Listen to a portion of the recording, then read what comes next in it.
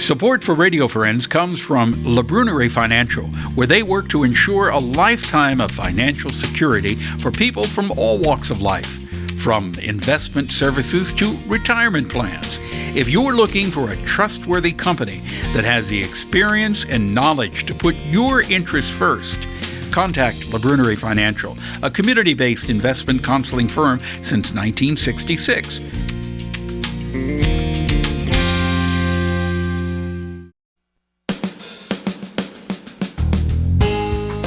Good morning and welcome to Radio Friends on Monday, June the 12th. Nadia Navarrete-Tindall is with us today. She is one of our native plant experts. Good to have you here, Nadia. Thank you, Bo. Lincoln University. Nice. Yeah, Lincoln University. And you have, at Lincoln University, you've got a big native garden on campus, right? Yes, we do. We have a native plant outdoor laboratory, and we also have an urban farm that has many, many native plants, and many of them are edible. And that's what today I brought you some of the plants that we have growing in those two gardens. Mostly they are, these are native mints. Okay. And the mints that I brought you are edible. The native mints. Yes. And now we have native mints that are growing in the prairies and in the forests here, all on their own, right? Yes, and this is for people that don't have plants in their yards for that if they want to attract pollinators or also want to add some edible plants in their yard. So we had a picture of this beautiful, very delicate little mint that is called Dittany. And okay, you're holding one right now. That is yes, what? This is called Dittany. This is right now the leaf. The leaves can be used as a replacement for oregano because they have that flavor and smell. And also in the fall, they bloom these beautiful, very delicate little flowers. And we can see that in one of the photos that I brought you. Mm-hmm. So now, this is the and you can picture. substitute that for oregano?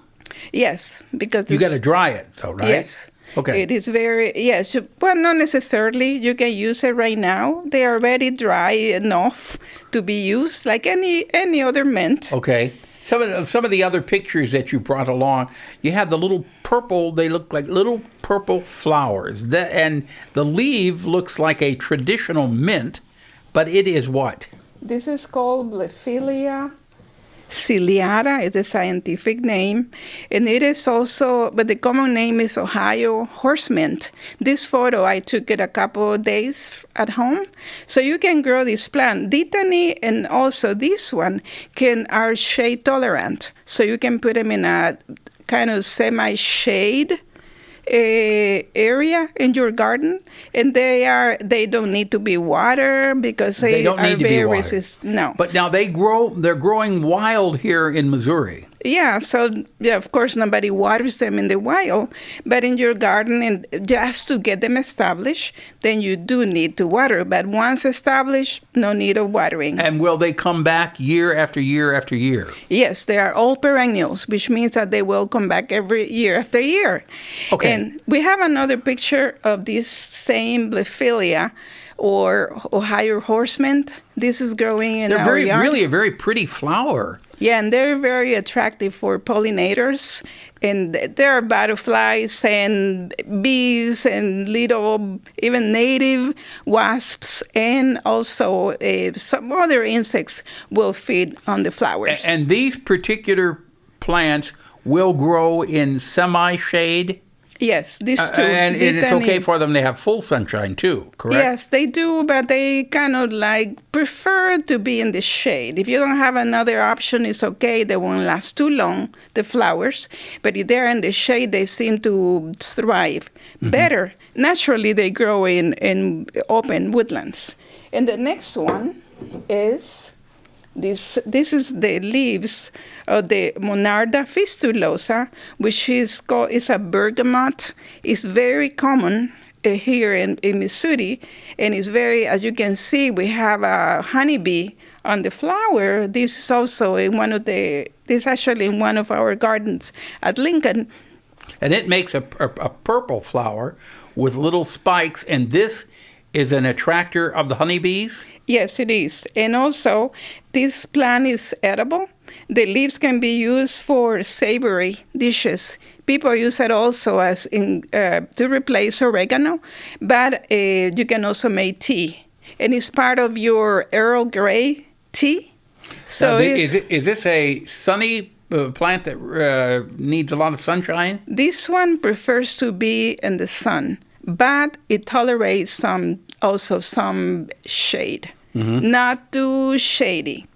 And I think I have another picture. I have a lot of those plants that are growing in that prairie area that you saw. Yeah, and we can see the next photo where you can see them growing nicely. This is actually a picture I took right next to our mailbox. It's one of the only spots where we have plenty of sun in our home here in Colombia. Now, did you plant those yourself, or did they come up naturally? No, everything had to be planted. Our garden didn't have any seed bank of native plants of anything, so I had to start all from scratch. Okay, so you planted all the native plants. Do you find that when you're transplanting the native plants that they will take hold, or does it take a lot of extra care? Well, these ones are really easy. All of these plants are really easy to maintain after establishment. You just have to take care of them to get established. Once they seem to be completely established, then you have to relax a little. But for example, this plant can be very tall, and you can prune it also. So that helps to keep the height of the plant. Yeah. And it still blooms. Now, the thing that I found with the native plants that I have on my land, if I try to transplant them from the field, from one of my fields, into the yard, no matter what I do, Nadia, I don't have luck with it. Maybe you might. Well, I don't know if you do it it has to be during a cool day, and you had to put it immediately in water, or maybe put it in a pot. So then it gets established first in a pot, and then you take care of it, right? And then you can transplant it into your own yard. I do not recommend to do that in public areas, right, of course. Right. But I'm trying to take them from my field and put them in the yard, and I try to dig up as much of the root as possible, and I just seem to never had luck. But if you want more information on this, you can contact Nadia on your Facebook page. And it is Native Plants and More. Native Plants and More, or you can contact her at Lincoln University also. Yes. She is an expert on all of our native plants in this area. Thank you, Nadia. It's always a pleasure to have you here. Well, thank you, Paul. Something always you'd like to fun hear be here. drop me an email, pepperpmissouri.edu.